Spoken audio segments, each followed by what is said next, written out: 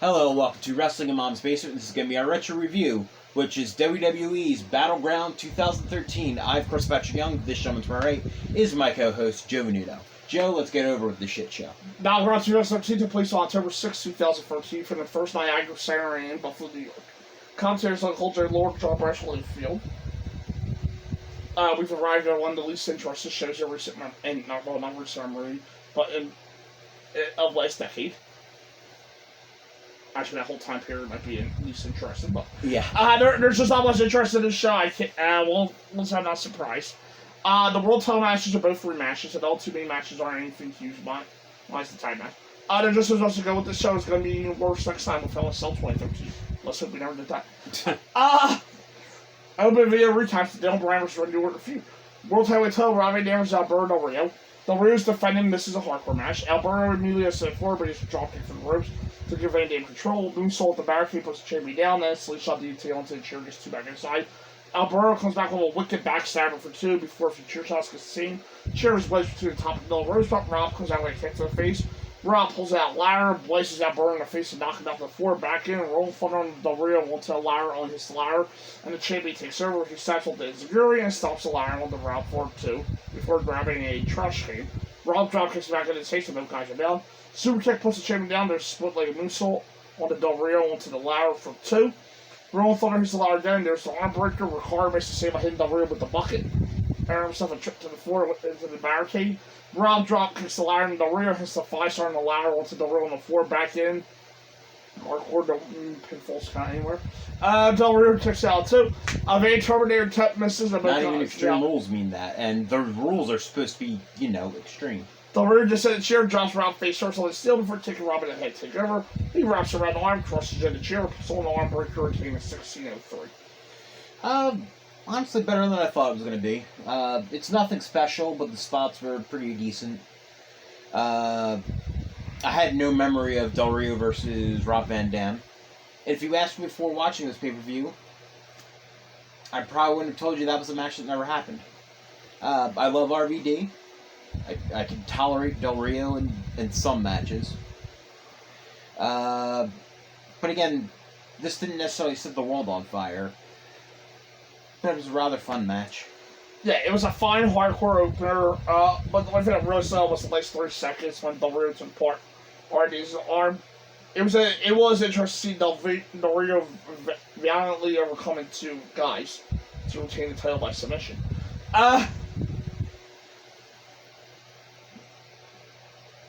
What do you want, a novel?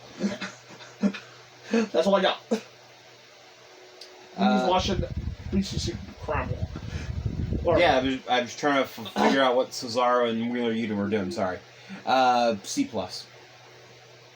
I'm trying to figure out what the hell they're fighting. That's it, C+. Yeah, why is there a guy in a cowboy hat and a poncho? What in the racist shit is this? Speaking of racist, the Real Americans wanted Dick Colley and Santino with the boiling hot oil. The bounty hunter Brian Keith. That's that guy. Speaking of racist, Cesaro over here on WWE, the Real Americans wanted Dick Colley and Santino and boiling hot oil. They also don't like Buffalo that much. Santino Morale and Greg Colley versus the Real Americans. Swagger Santino fight over a top wrestler to start with Jack taking the mat. Santino still can't do the nip bumps and the face champ for the Real Americans. Santino loads up with the Cobra with Swagger, but also for enough to deal with Fortney's mini Cobra. Dive with Jack rips up and goes back inside so Cesaro can stomp Santino down a bit. Cesaro steals a stupid sock and goes back to Swagger for a rear bomb and one stop by Antonio. We hit the chill off for a bit before he's back to Swagger pulling Santino's arms. Santino supports Alvin Fine brings in Colley. The giant pounds Cesaro down the corner, hits the layout over chop. JBL says that not one of the languages out Cesaro. Colley chops both Real Americans down. Santino dives over the top, taking a Swagger. We finally get to the point of the match as Cesaro swings Colley around for a remarkable 17 seconds and gets the pin at 7:05.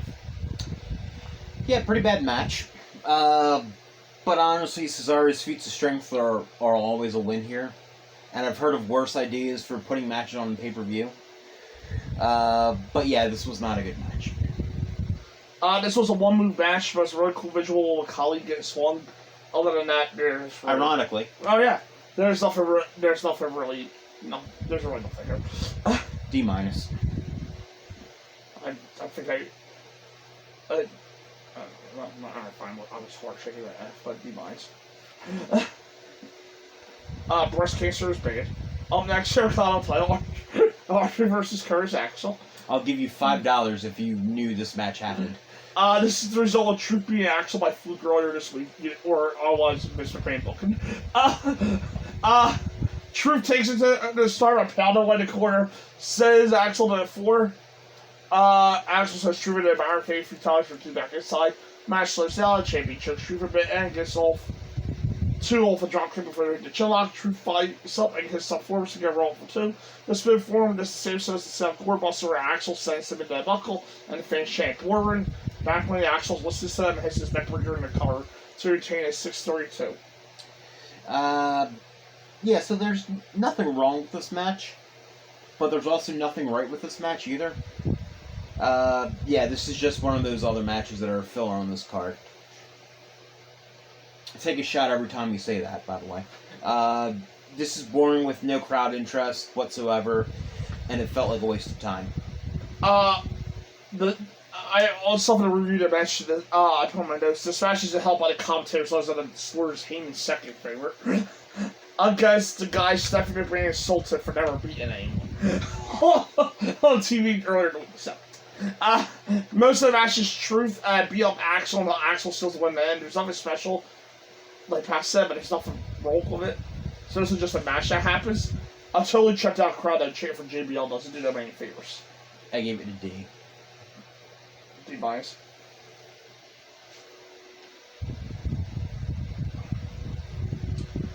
Davis title, AJ Lee defending against Brie Bella. Brie's challenger takes AJ down east, sending the champion out to 4. AJ hides behind Tamina, heads back inside to take over. Brie is sent to the post, and AJ goes into arm wrap around the middle room. Brie's DDT's counter DDT on the arm for 2 for sending her shoulder first into the post. AJ keeps shouting out being better than Brie before going off the bail on her elbow or worse. Ulta Fujiwara armbar by AJ let it go to skip around the ring. Brie drops her and kicks her down, hits some really big stuff before knocking AJ down for a running knee. Tamina is choking Nikki Bella down now, and the distraction was AJ roll up Brie for a pin with a handful of ties at 632. Well, probably fundamentally a worse match than the previous one. Mostly on Brie. But the crowd kind of cared. Still boring, though. This was okay. AJ's title reign didn't deliver much. Well, Who did she have to work with? But did at least improve upon the previous hours somehow. Yeah. Brie and Nikki were definitely working hard and improving around this time, but that doesn't mean they were good at this time either. Yeah. I give it a D. D. I know. This review's really making you want to watch this shit. Yeah. I'm sorry we don't sell a slate. We reach out the Rose family trouble set up the time match tonight. Dusty and his kids are ready for Shield. Cody gives a great speech about how his family may not be perfect, but they fight for each other. Terry Rose and Goldust versus Seth Rollins and Roman Reigns. If the Rose family wins, they get their jobs back. If Shield wins, Cody and Goldust are going forever, and Dusty loses his job too. This is also non-title. Dusty's at ringside to counteract Dean Ambrose, and Goldust looks like Darth Maul here. He's sorry for his makeup there. Cody pounds away on set to start. It's clearly up to Roman, who's pounded down the corner. Shield builds to the form, stalks Dusty, self a cool, his 6-man standoff with the brothers protecting their dad. Back in the Roman needs Cody down. Roman needs Cody down, so Chambers take over. Suck comes in and walks into an elbow to the jaw and stop in the corner. Rollins sends him into the buckle to escape as ultimate Roman for some power. After an easy pounding, he's quickly back to Rollins and clank on the shoulder a bit. Cody is calling the trio low, but frees up a leg and kicks Seth down. The moonsault presses Rollins perfectly at the hot tide raising Goldust. And then Atomic drop slows Reigns down. Goldust pounds on him down the corner. Goldust hits a spinning crossbody at the top for 2, but misses a regular crossbody, sending him out to the floor. Goldie dives back in at 9, but it's caught in bicycles from Rollins back to Reigns for a Gold concludes on for 2. Before he's back to Rollins, he gets the same off a heel-low. Goldust comes back down by avoiding dropkick and power over Seth down. There's a hot tackle to Cody for an Alabama slam to Rollins for a ring near full. Something like a muscle buster gets 2 on Rollins and everything breaks down. A disaster kick staggers Reigns and Cody clotheslines on the floor, but Ambrose distraction allows Seth to come back in for a save. Dusty elbows Ambrose down and Seth rolls up Cody for 2. Rose comes back up and hits the crossroads for a pin at 13:55. In my match of the night, really. Yeah, this is my match of the night by far. Looking at it, I liked it so much that I didn't write that much about it at all. I heard maybe like a sentence about it, and that's not really all that fair, but pretty good tag team match. I was enhanced by the emotion and the angle. It's really cool seeing the Rhodes family come together. And it's clearly the only thing I cared about in this card. It was actually rather simple too. The babyface's motivation was rather simple. They wanted to fight for their family and for their jobs. And it's simple and relatable to get to. And I'm always a sucker for a Shield match, so. Yeah, the Rose Brother, whether always sort the Shield, they head to the outside to regroup, and that was all simple yet great match formula. They worked over isolating one Rose Brother. The other one get tagged in, so worked isolating that one. And then when they finally did let them actually hot tag to Cody, they did a great job. And then it was really satisfying. Cody hit a really good looking crossroads too. I give it a B+. B+.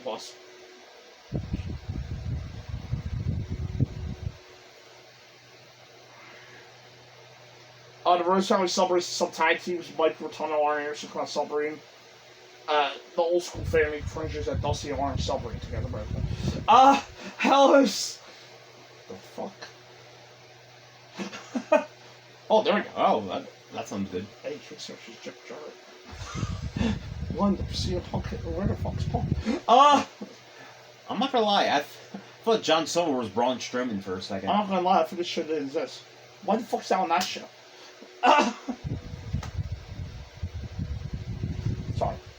Sorry, just us being snide about AEW.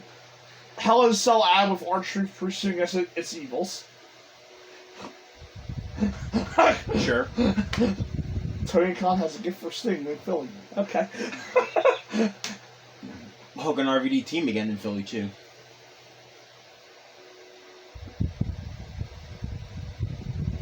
I bet you that 6-man tag looked a lot better on paper than it did in his head than it did on paper. Yeah. Yeah, Rampage is a good place for that. Yep. The expert panel of 10 side Tyson and Miz talking about the show so far. Because that's what you do. Brad and Vicky bicker about who's at fault for the Rose's win. Kofi Kingston versus Bray Wyatt.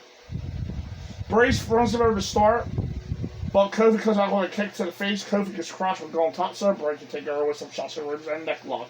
The face start to ring Savage chance as the match drags on. Kofi flies up with his coin nonchalant, back up again, and Kofi gets a drop kick, followed by a boom drop, one of his troll paradise. Bray runs Kingston over across by before going to the corner to bend back and look at Kofi upside down. Wyatt ups the anti-bit by doing the extra spider walk instead of Kofi running to the floor. Bray falls him out, but Kofi runs back in, has a big foot dive, take out the entire family. Back in, Kofi gets to the crossbody, but the SOS is counting the Sister Abigail's for the pin at 8:37. Yawn. Getting really tired of the filler on this card. Oh, well, just about the card. Not sure even why this one was here, as it didn't really mean anything. As Bray didn't necessarily gain anything by being Kofi, or Kofi standing up to Bray and getting some rub off of that. Just nothing happened there. It was just a match going on there to waste about 7 minutes. Too long and flat for what was trying to accomplish, like over 8 minutes. The crowd was disengaged with it, and it really could have been cut down in terms of time. But then what I had to do was establish Bray Wyatt first his debut at SummerSlam in the Ring of Fire match with Kane. This could have been an episode of Raw, and there wouldn't have been a difference.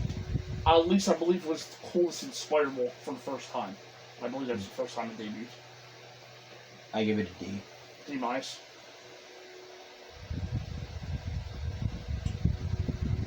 We recap Punk vs. Ryback. There's not much this one. Punk was about to kill Heyman last month when Ryback interfered. So it was Paul Heyman guy. Tonight's Punk's first step back towards revenge and Heyman himself. See Punk vs. Ryback. They stare at each other start. Although Punk fires also kicks the legs and sends Ryback out to the floor. Punk follows him out, says Ryback face first the barricade, and then hosts for a good measure. Ryback shrugs it off and takes Punk back inside for a slam off the top to gain control. Punk's robes are set in the post and we hit the chin lock. LA drop gets to a Punk and Ryback pounds away some hard kicks. Ryback saves on Punk and stops around with his beat as this is still in slow motion. Also, chin lock by bisexuals in the face are getting restless. Punk finally comes out with some kicks and is swinging that breaker, but Heyman grabs a mic and talks about Brian's not beating Punk, allowing Ryback come out with a huge power for 2. And another power on time is countered with a kick to the head and the macho elbow for 2. Ryback fights out of GTS and power slams Punk down for 2. Punk is shown to hold his ropes, allow Heyman to load up a Kendo 6 shot as the referee pulls Ryback in leg. The referee does his job for one side, catches Heyman before the swing, allow Punk to load Ryback for the pin at 14:51. So too long, the crowd didn't care, and Ryback's offense sucks. Sorry, Punk. I had nothing written down for this match, though. I wholeheartedly agree. Somehow I wrote more about this match than I did the Shield match. I'm sorry, the Rhodes brothers and Shield. But I have to get into Sorry Punk too. I gave it an F. More from the expert panel. We recapped the main event. Orton has shown Brian SummerSlam. Brian picking on the night champions, but there's a shame referee. Meaning the title was hello. So tonight's match. There's a slight. We come and then there was a slight delay because we came back and for some reason the announcer and referee were sitting around the ring. Okay. The title Randy Orton versus Dale Bryan. No champion come in after the big match in church with radio. Final process starts. They trade headlocks and Orton take over. Brian scores with a drop kick, but Orton takes it right back down and races over Dale's eyes. Brian throws Orton off and fires over the kicks as the fans finally has something to cheer for tonight. Dale goes into Orton's knee with a fruity leg hold before hitting someone kicks in the chest. Orton breaks up a suplex attempt by crushing Brian on the ropes before closing on down for 2. Randy pounds the line of cord, gets 2 more for stop power slam. We hit the chin lock for a bit, followed by a knee to the ribs to stop Brian again. Dale fights up again and hits his Orton at 4 for the flying goat. Back in, Brian starts to drop kick his counter, power bomb, and bolts to grabbing little things. Brian slips out, kicks some more, but can't get the yes lock.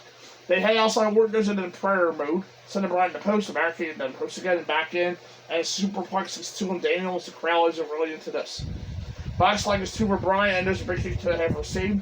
Daniel goes on top again, but Orton shoves them both the top and out to the floor with a big thud. Orton loads up the announce table, Brian comes out with even more kicks and sends Orton to the steps. A big crossbody that 4 takes Randy out, and the swan dive is good for very close to. Brian's all fired up now, hits the cord drop kicks as the fans finally go nuts. Brian steps off 4 kicks with a squat and T-Bone suplex put both guys down. There's an LVDT, and Orton loads up the RKO, going down Brian, shoving out of the white, grabbing yes lock. Q Big Show to pull the referee out and knock Brian out cold. Albeit against his will. Brad Maggs waves Scott Armstrong in the ring, but Bishop pulls him out for a tail punch of his own. Orton looks furious as Bishop gets in the ring and knocks out Orton. Bishop's music plays and the show goes on the air with no winner after about 25 minutes. Yeah, disappointing match with a straight up awful ending. Sort of felt like both Brian and Orton during the match were wrestling disheartened by on how this whole thing was going to end. And honestly, how can that be the end of your main event too, on pay-per-view for a vacated title? This isn't Monday Night Raw. People, yes, are paying $10 for it, but they're still paying for it. 50. This is network era. No, it's not. Oh, I'm sorry. No, I wrote this like it was the network. Joe's right. It isn't. Network didn't come up Yeah, in February. so people paid $50 for this. Even if this wasn't the network, this would be a bad idea. But no, like Joe said, it was actually on pay-per-view. Yeah, I don't know how you expect to keep fans that way by giving the main event ending like that. In terms of in-ring action, this was an improvement from the Night Champions match, which I don't really remember being all that good either. Unfortunately, the finish is so terrible, that makes any hard work they did feel meaningless. I'm trying to live credit for a trash race show off the air. Maybe they thought they'll actually get a real finish if the Big Show's interference. Even a screwy finish or something cheap could have given this match some sense of closure or completion. But because it really isn't a finish, it's like cooking a full meal and dropping it in the garbage before you get a taste. Even if the meal you cooked wasn't great, at least you could say you ate something. Yeah. I gave it an F. Absolutely, the whole fucking thing. Stuff like that. Yeah, so overall F, obviously. Yeah. The main event fails. That's the overall is on whoever books this shit. Not on each individual performer. But even without that, this thing was full of filler, with the only thing memorable being the shields and the Rhodeses. Would that be the only thing you recommend? That would be straight up the only thing I recommend.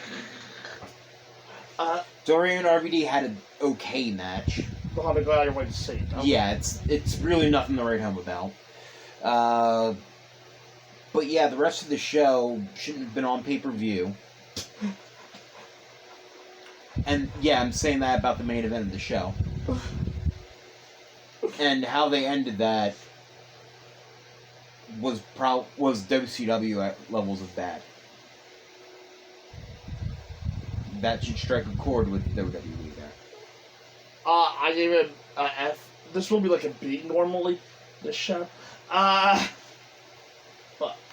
Would it really? yes, I mean you everybody enjoyed the opener. Especially the Shield versus Rose was superb, and the main event, while lasting, was awesome. Then, well, actually, I could go for other matches wise at F, but the finish happened, and well, they had no finish. Yep. I didn't even mind the Big Show stuff. The crowd behind it, but then it was just an end on his music. Like his fucking role in a pre-network pay-per-view. Not that I'll be able to tolerable on the network, to be fair. Yeah. It's unforgivable and drives this down a huge amount. And basic, horrible smiles will do. But you can't just end a match by not ending it. Ludicrous stuff. Next week we have a relief on these. Super Brawl 1998. Imagine that. That's considered a relief. Yeah. WCW. Odds are that pay-per-view ends better than this one. Odds are. Well, yep. Not over for this. Up next. Well, actually, this will be after. So see ya. This will technically be after next week. So yeah. Yes.